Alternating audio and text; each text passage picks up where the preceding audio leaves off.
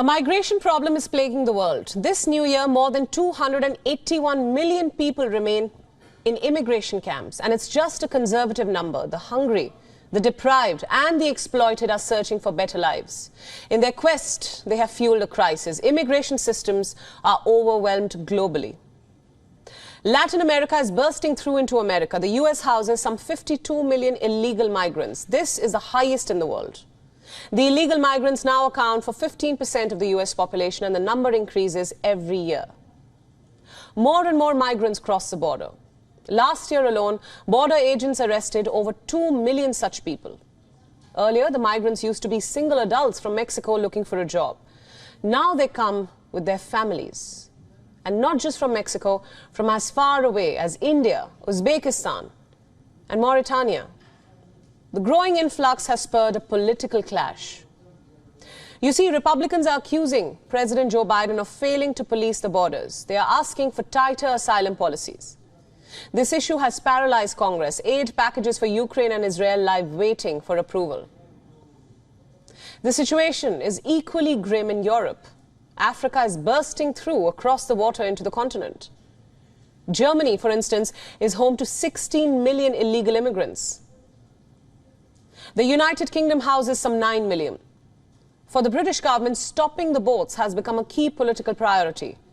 Prime Minister Rishi Sunak is pushing for his controversial Rwanda policy, through which he wants to deport migrants to Rwanda. Under his new Illegal Migration Act, even the number of refugees settling through safe and legal routes will be restricted. You see, the country is on guard. It has signed an agreement with France to train more patrol officers. It is also setting up a new detention center.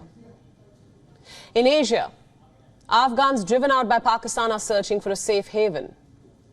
Left with nowhere else to go, hundreds of thousands unwillingly cross the Torkham border to return to Afghanistan. They now reside in a barren desert in eastern Afghanistan.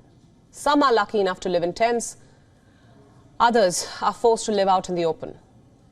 You see, Afghanistan has one of the world's most uprooted population.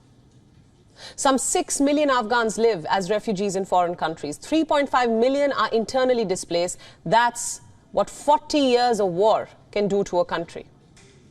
Afghanistan is already poor, but the displaced are poorest of the poor. Many live in camps, unable to afford food or firewood. Women and children often turn to begging. Others marry off their young daughters to families willing to pay them money. Many cross borders and move to Pakistan in search for stability, of stable homes.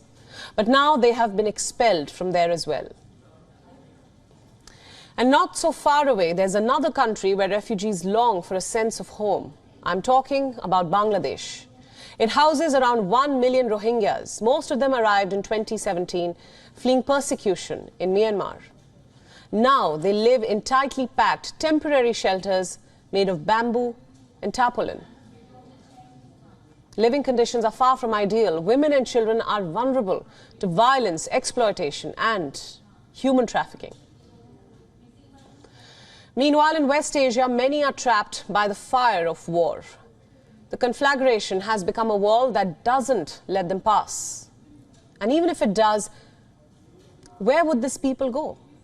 WION World is now available in your country. Download the app now and get all the news updates on the move.